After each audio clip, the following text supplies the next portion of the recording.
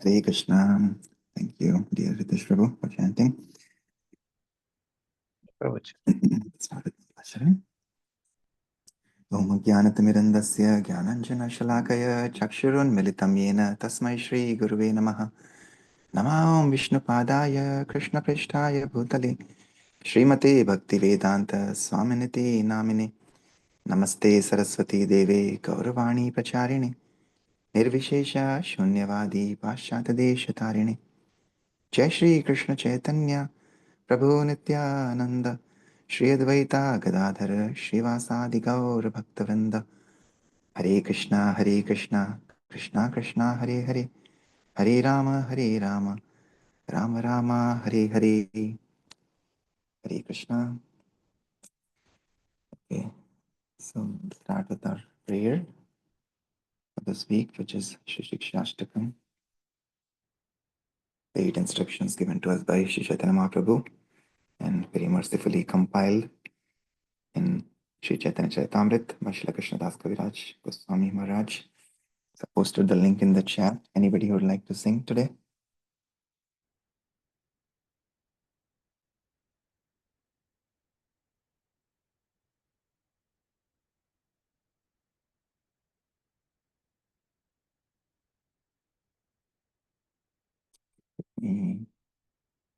Share the screen. Are you able to see the screen? Okay. Nobody, then I'll go ahead and sing and then we can read the translations.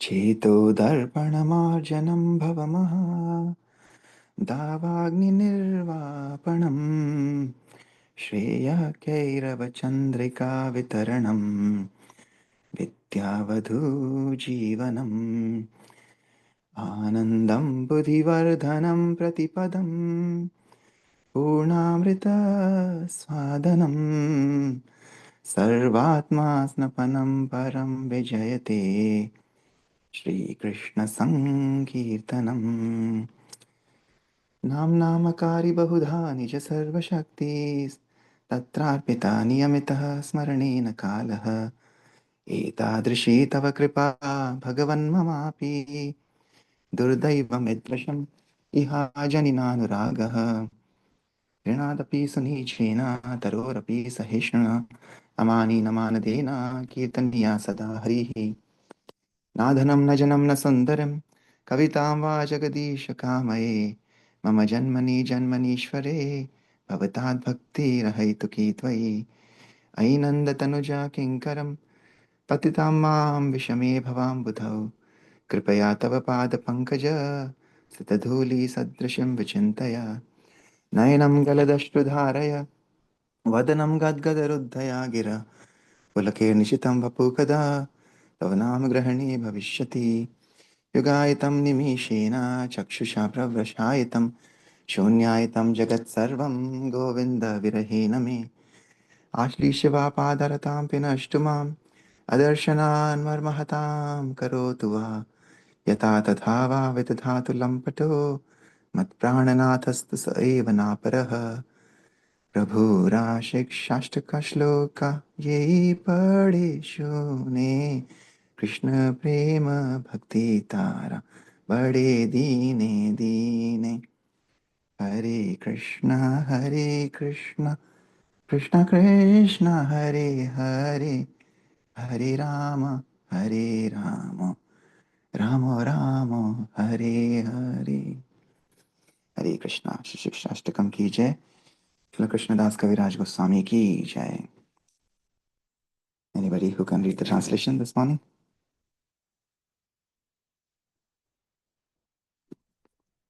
I can, Prabhuji. Yeah, please go ahead, Mataji. Mataji. Glories to the Sri Krishna Sankirtana, which cleanses the heart of all the dust accumulated for years and extinguishes the fire of conditional life of birth, of repeated birth and death. This Sankirtan moment Movement is the prime benediction for humanity at large because it spreads the rays of the benediction moon. It is the life of all transcendental knowledge. It increases the ocean of transcendental bliss and it enables us to fully taste the nectar for which we are always anxious. Second, O my Lord, your holy name alone can render all benedictions to living beings. And thus you have hundreds and millions of names, like Krishna and Govinda. In these transcendental names, you have invested all your transcendental energies. There are not even hard and fast rule for chanting these names. O my Lord, out of kindness, you enable us to easily approach you by your holy name. But I am so unfortunate that I have no attraction for them. Third, one should chant the holy name of the Lord in a humble state of mind, thinking oneself lower than the straw in the street. One should be more tolerant than a tree, devoid of all sense of false prestige, and should be ready to offer all respect to others. In such a state of mind, one can chant the holy name of the Lord constantly. Fourth, O Almighty Lord, I have no desire to accumulate wealth. Nor do I desire beautiful women, nor do I want any number of followers. I only want your causeless devotional service birth after birth. Fifth,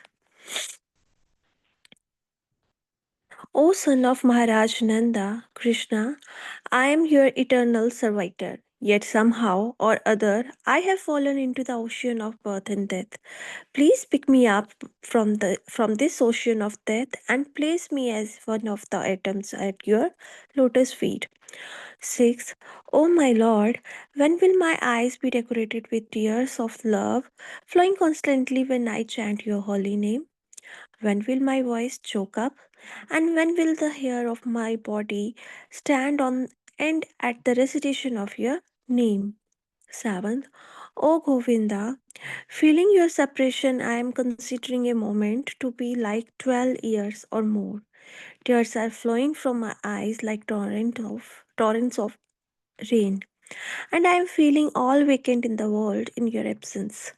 8. I I now I now know one but Krishna as my Lord, and he shall remain so even if he handles me roughly by his embrace or makes me broken-hearted by not being present before me. He is completely free to do anything and everything, for he is always my worshipful Lord unconditionally. Ninth, if anyone recites or hears these 8 verses of instruction by Sri Chaitanya Mahaprabhu, his ecstatic love and devotion for Krishna increases day by day. Remarks. Thank you. Okay, Mataji, Hare. we'll read the purports. There are a couple of purport by Srila Prabhupada, maybe instead of remark again today. If you can click on the first one, but Okay. then, yeah, that one. Yeah, Prabhupada talks about the first 3 instructions. Yeah. Lord Chaitanya Mahaprabhu instructed his disciples to write books on the science of Krishna consciousness, a task which those who follow him have continued to carry out down to the present day. The elaboration and exposition on the philosophy taught by Lord Chaitanya are in fact the most voluminous, exacting, and consistent due to the unbreakable system of disciplic succession of any religious culture in the world. Yet, Lord Chaitanya, in his youth, widely renowned as scholar himself, left us only 8 verses called Sikshastakam. Glory to Sri Krishna Sankirtana, which cleanses the heart of all the dust accumulated for years together. Thus, the fire of conditioned life of repeated birth and death is extinguished. Second verse, O my Lord, your holy name alone can render all benedictions upon the living beings, and therefore you have hundred and million of names like Krishna and Govinda, etc. In this transcendental name, you have invested all your transcendental energies, and there is no hard and fast rule for chanting these holy names.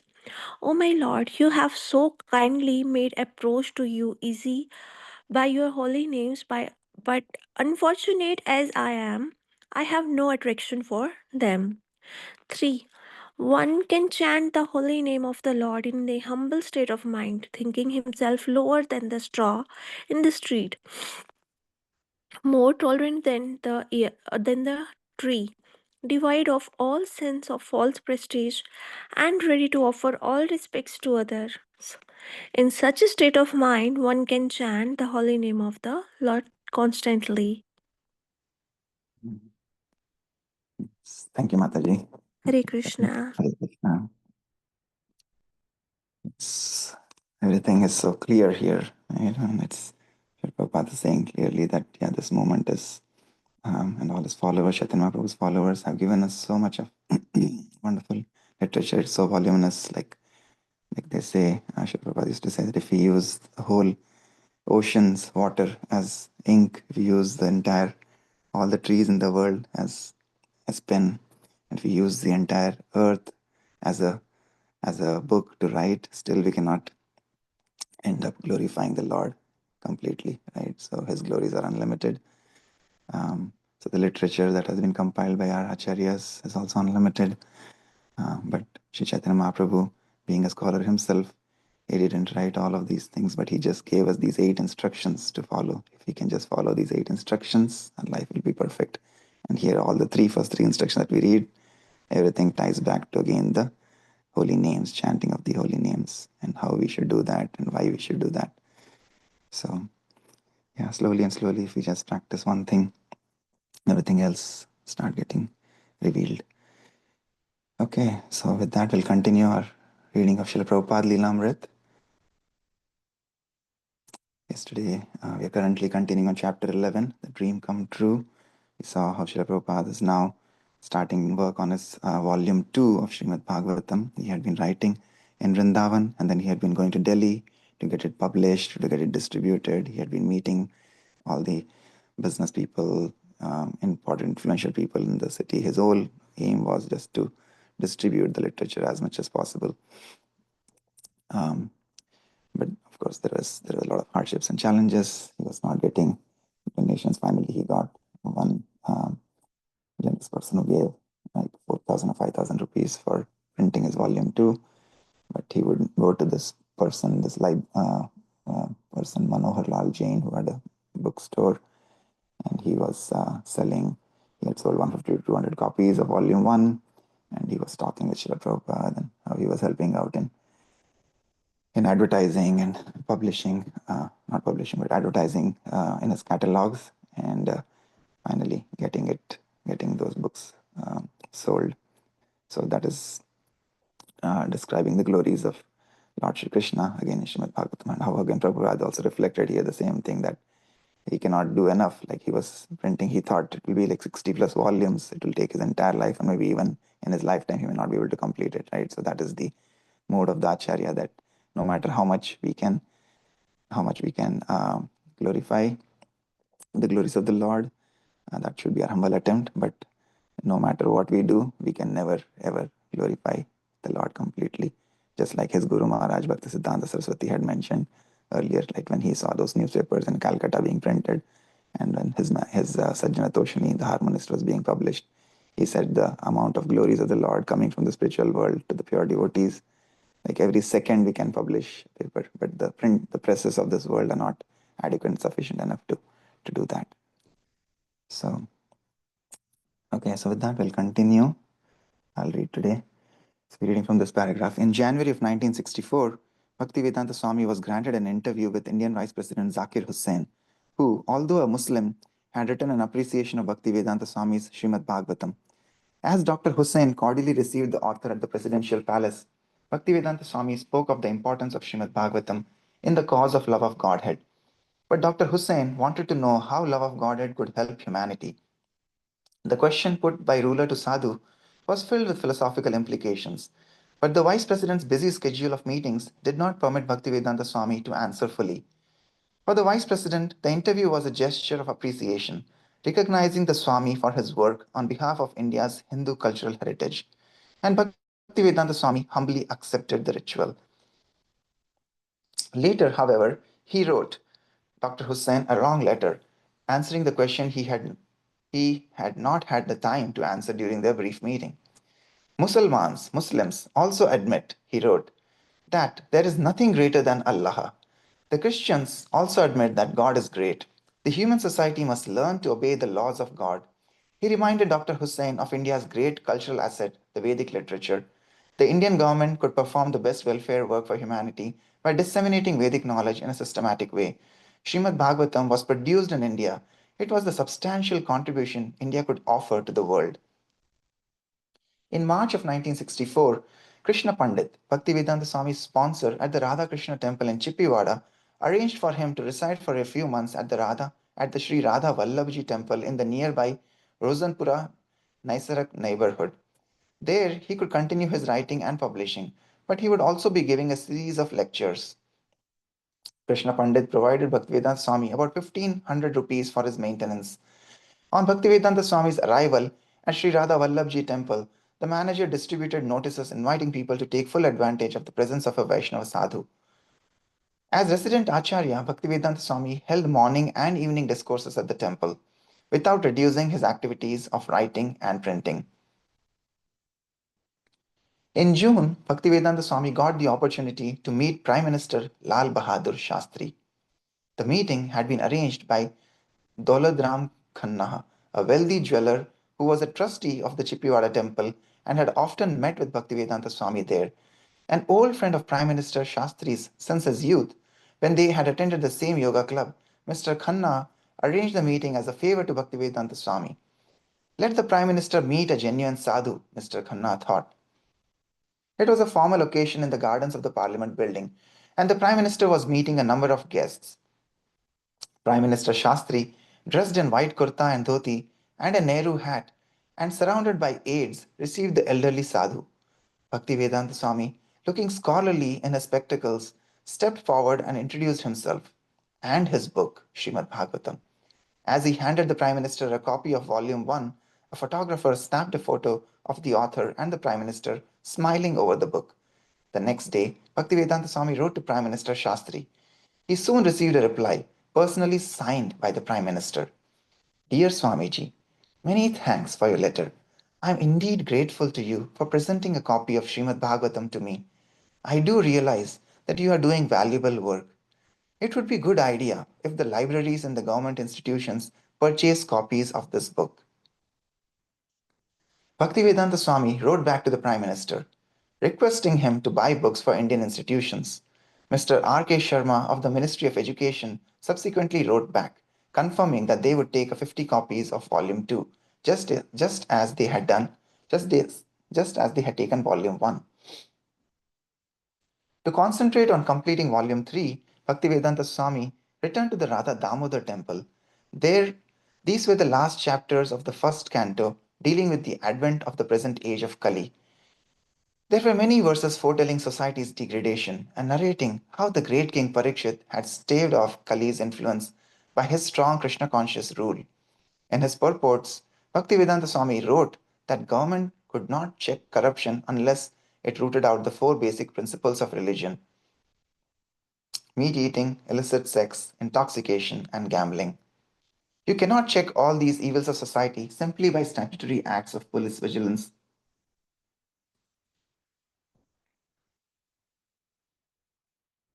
But you have to cure the disease of mind by the proper medicine, namely advocating the principles of Brahmanical culture or the principles of austerity, cleanliness, mercy, and truthfulness. We must always remember that false pride, undue attachment for women or association with them, and intoxicating habit of all description will cripple the human civilization from the path of factual peace. However, the people may go on clamoring for such peace of the world. To raise funds for Volume 3, Bhaktivedanta Swami decided to try Bombay.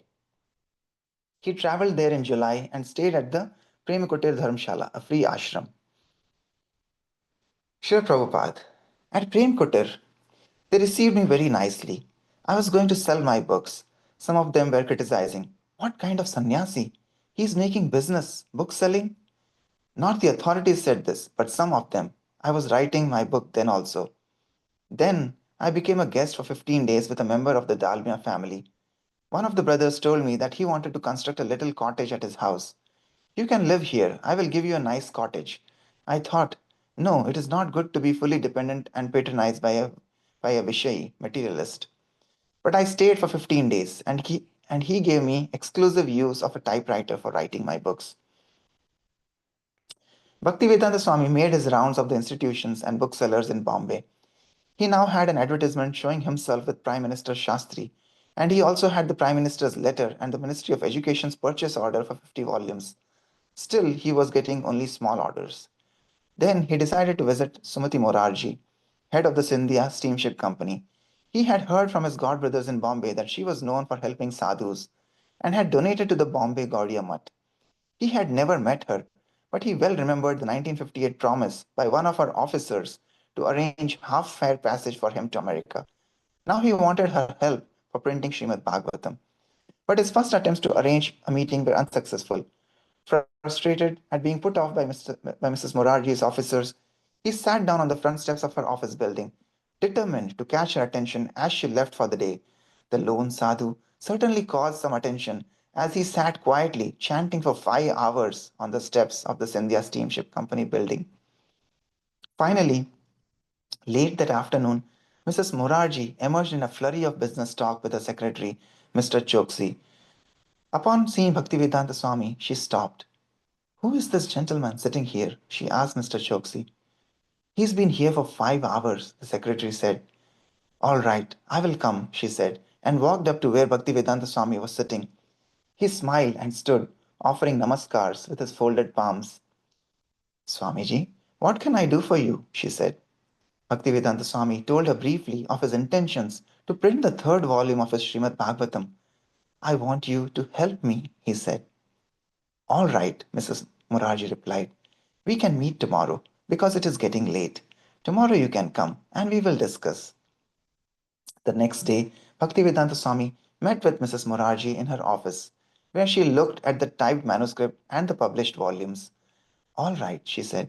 If you want to print it, I will give you the aid. Whatever you want, you can get it printed. With Mrs. Murarji's guarantee, Bhaktivedanta Swami was free to return to Vrindavan to finish writing the manuscript. As with the previous volumes, he set a demanding schedule for writing and publishing. The third volume would complete the first canto. Then, with a supply of impressive literature, he would be ready to go to the West. Even with volumes 1 and 2, he was getting a better reception in India. Already, he had seen the Vice President and the Prime Minister. He had successfully approached a big business magnate of Bombay, and within a few minutes of presenting the book, he had received a large donation. The books were powerful preaching. Hare Krishna. We'll pause here for today. Anybody has any comments, thoughts, reflections?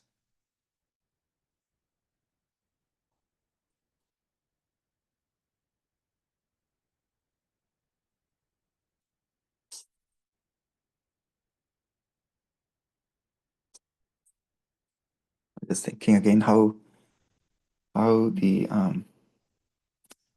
speed, right, at which Srila Prabhupada wanted this to be done, right? The most important work for the mission of his life was to fulfill the instructions of his Guru Maharaj. He didn't want to waste even a single moment.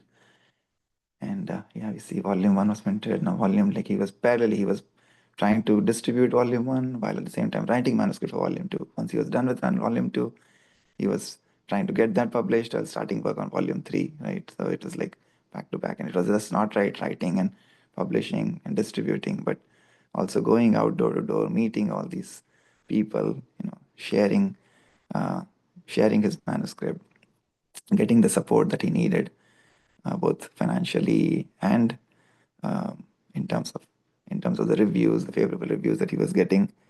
How he was again using his intelligence, like he was using those favorable reviews that he got to preach more and more, to get more attention to his work. And it was not his work eventually, right? It was the glories of the Lord that he was trying to preach. So there was nothing in it for him. He was just doing everything very selflessly, following the orders of his acharyas, of his gurus.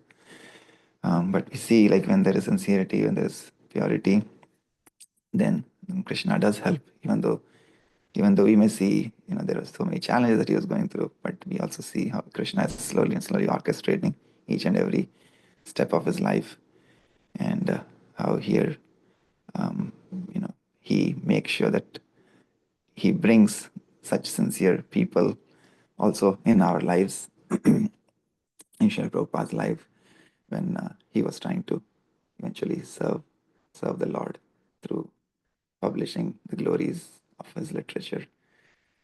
So, yeah, it's fascinating. Every paragraph, every sentence that we read, how much like firm faith he had, right? Just sitting as a sadhu, he would have just sitting there on the footsteps of the building, waiting for her to come out. 5 hours constantly chanting the holy names.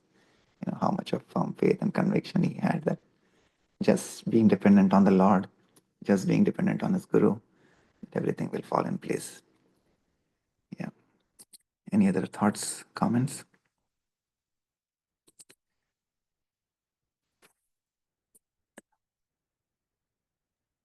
Hare Krishna Prabhuji. Hare Krishna, Prabhu. Very nice section again from reading. They'll show us how Srila Prabhupada, his determination was to spread this Vaishnava philosophy of Srimad Bhagavatam. He told us that, for us, for peace to be there, he gave the formula there. But obviously, the world was not ready, not taking it. But it also makes me think that, we come across different people, different times in our life. Sometimes we take it give us that opportunity not to take people for granted, because here it is, who on the footstep, he sat there for like 5 hours chanting there. She only if she had recognized that, later on, obviously all this happened, but he became the acharya of this movement and spread so much to all different country. So we should take advantage of these sadhus whenever they come and visit us, so that we never know what the blessing that you'll get from that. So you show us again, this practice and patience that one should have in bhakti is very important. It's not the instantaneous thing, because obviously, if Krishna wants, this can be, he can make it happen just like that. But Krishna, he wants to show that this process is a process of our willingness, our determination, our inclination towards this the way of living, essentially. So this is what I was reflecting when I heard reading this part here. So thank you for allowing me to share. Yes, thank you, Prabhu. Yeah, like you said rightly, every person that we come across, we should have that same humility when we interact with them. Here we saw like how he, and of course, like Krishna guides, right? Like that's what I was saying. I think like 5 hours sitting there, Prabhu, if how much work he had, right? Like if he wanted, he could have just left and he could have gone and said, okay, I'll go and continue my writing and writing manuscript, right? Translations. But again, that is where the Lord comes, right? The Paramatma in the heart, the mercy of the Acharyas, it flows, like he had that conviction, that, she will help me, right? And being there for 5 hours itself it shows like, that it was not just a coincidence again, right? Lord acts, in strange ways.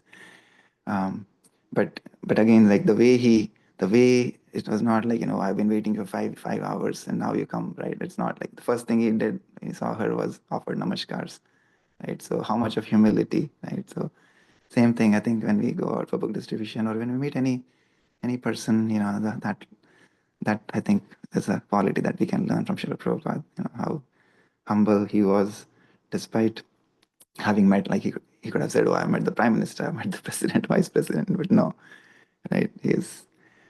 That humility again comes, and that's what we read again from Shikshashtakam. Chaitanya Mahaprabhu keeps saying, Tinadapi Sunichena Tararapi Saishna, right? So when we have that humility and tolerance, then we will be able to chant the holy names constantly with pure love. And yeah, we can see here how Srila Prabhupada is actually living that instruction.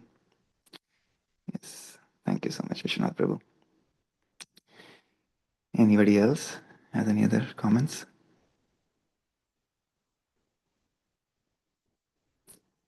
I see Shrikant Prabhu. I think you're joining for the first time.